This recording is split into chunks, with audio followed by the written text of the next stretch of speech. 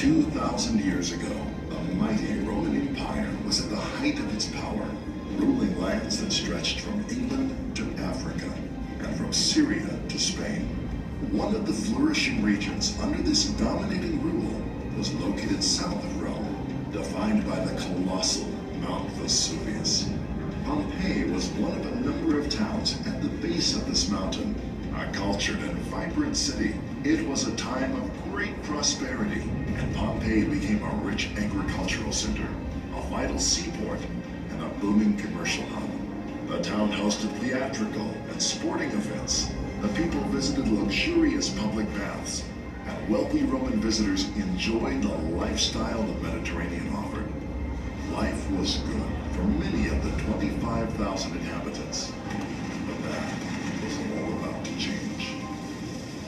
In 62 AD, an earthquake rattled the small town, yet the citizens rebuilt, unsuspecting of the looming disaster.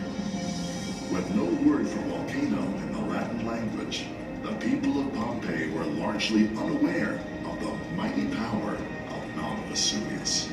On the 24th of August, 79 AD, 17 years later, Mount Vesuvius tragically burst forth, raining fire and debris on the entire city. Within the span of 24 hours, all life was stopped, buried under 12 feet of ash and stone. It was not until 1740 that this hidden city was unearthed. It lay forgotten for over 16 centuries, awaiting a discovery that perhaps no other place in the world could offer. An ancient Roman city frozen in time, preserved by the very tragedy that destroyed her. Now step into this extraordinary city and discover the story of the people of Pompeii, their way of life and their death, in the shadow of Vesuvius.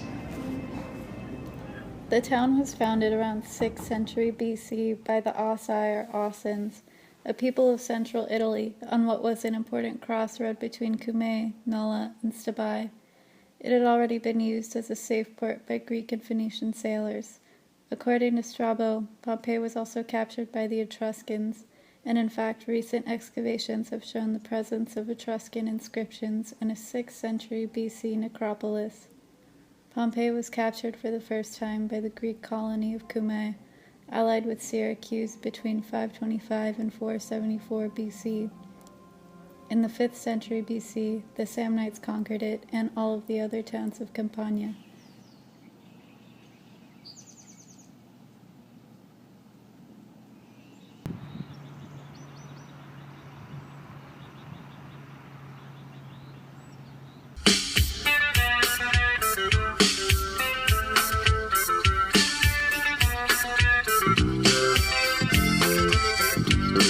Et je marchais dans la rue un soir pas tout. Seule à seule, je comptais mes pas pour me rassurer.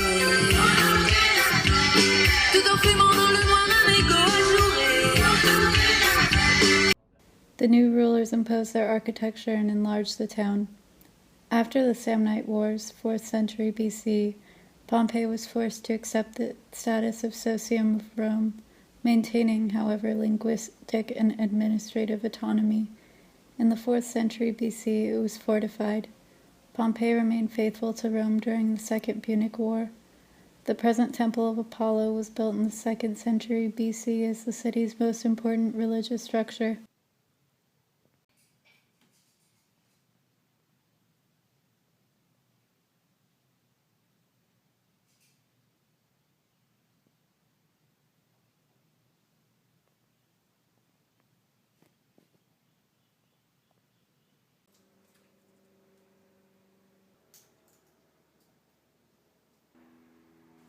The excavated city offers a snapshot of Roman life in the 1st century, frozen at the moment it was buried on 24th of August, 79 AD.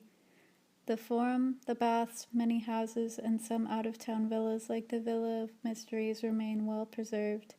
The numerous graffiti carved on the walls and inside the rooms provides a wealth of information regarding Vulgar Latin, the form of Latin spoken colloquially rather than the literary language of the classical writers. I'm racing with you, I am cloudy.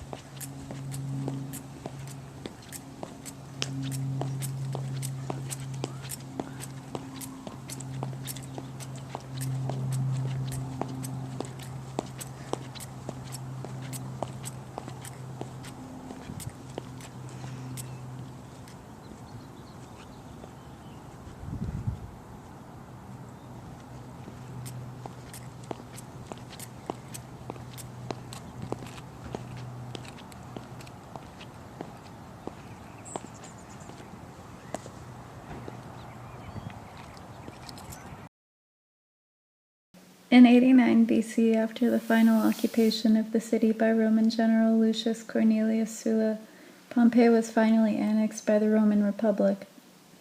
During this period, Pompeii underwent a vast process of infrastructural development, most of which was built during the Augustan period.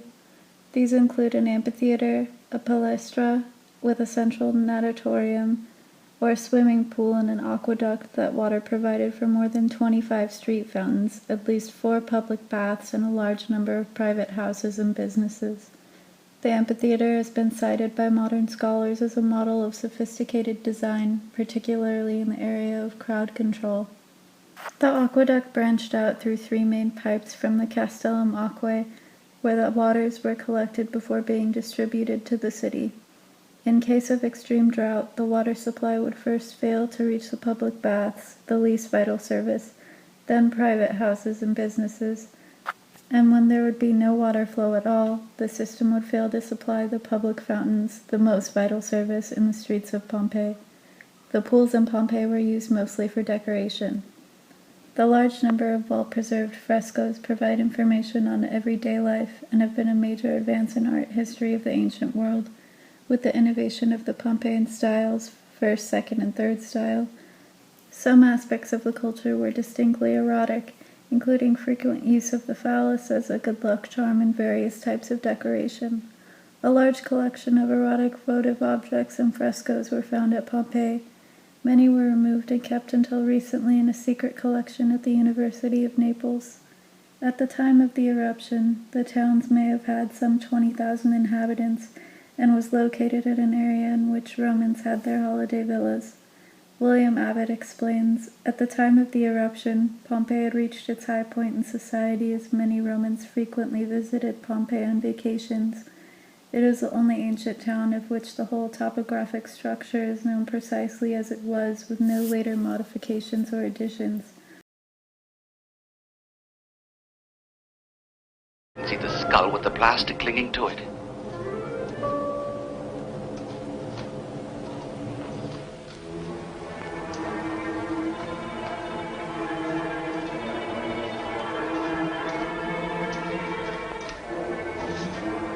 And now the skull bones and the teeth, both remarkably well preserved.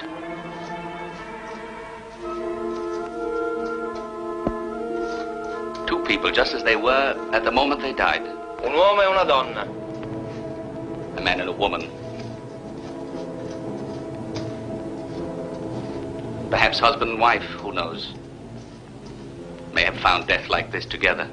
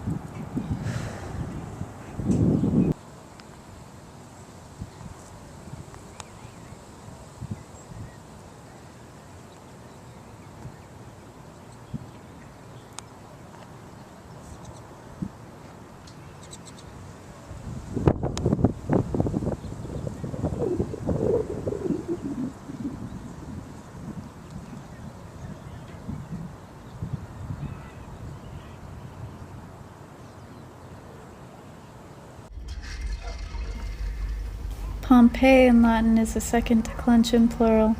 According to Theodore Krauss, the root of the word Pompeii would appear to be the Austrian word for the number 5, Pompeii, which suggests that either the community consisted of 5 hamlets or perhaps it was settled by a family group. The inhabitants of Pompeii had long been used to minor quaking, but on the 5th of February 62 BC there was a severe earthquake which did considerable damage around the bay and particularly to Pompeii. It is believed that the earthquake would have registered between about 5 and 6 on the current Richter scale. On that day in Pompeii there were to be 2 sacrifices, as it was the anniversary of Augustus being named Father of the Nation, and also a feast day to honor the guardian spirits of the city. Chaos followed the earthquake. Fires caused by oil lamps that had fallen during the quake added to the panic. Nearby cities of Herculaneum and Nuceria were also affected. Temples, houses, bridges, and roads were destroyed. It is believed that almost all the buildings in the city of Pompeii were affected. In the days after the earthquake, anarchy ruled the city. In the time between 62 and the eruption in 79, some rebuilding was done, but some of the damage had still not been repaired at the time of the eruption. Although it is unknown how many, a considerable number of inhabitants moved to other cities within the empire while the others remained and rebuilt.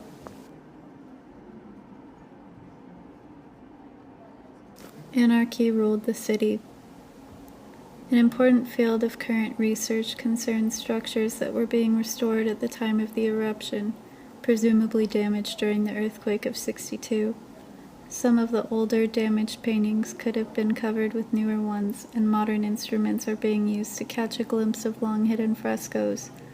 The probable reason why these structures were still being repaired around 17 years after the earthquake was the increasing frequency of smaller quakes that led up to the eruption.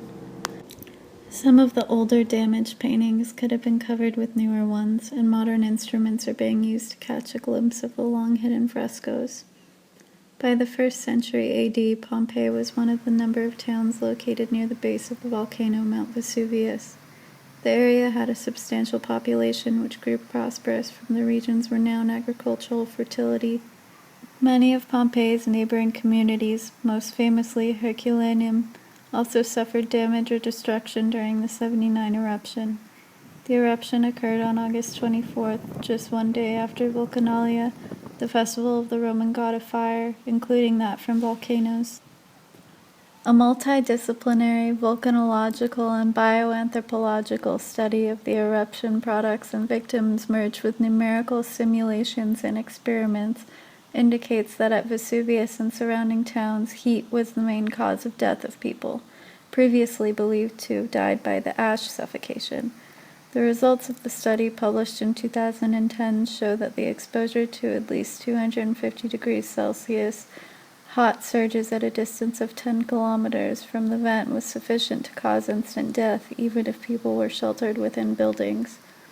The people in buildings of Pompeii were covered in up to 12 different layers of tephra, in total 25 meters deep, which rained down for about 6 hours.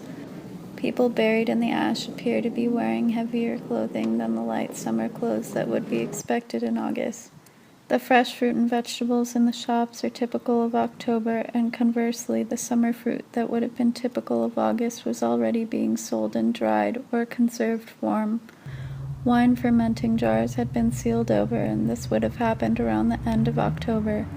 Coins found in the purse of a woman buried in the ash include one which features a 15th imperatorial acclamation among the emperor's titles.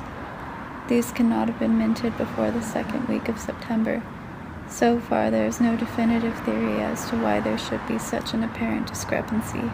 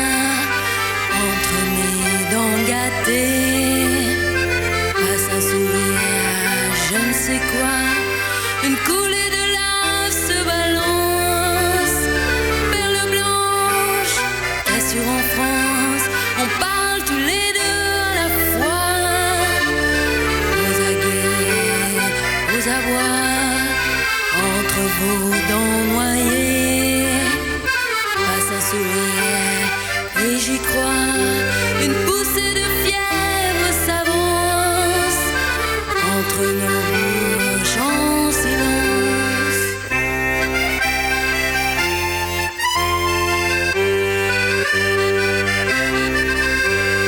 Parlons feu, parlons loin, amour crache un autre entre nos crocs dorés. Un livre ouvert et l'on voit une sorte de vertige immense entre nos bouches en silence.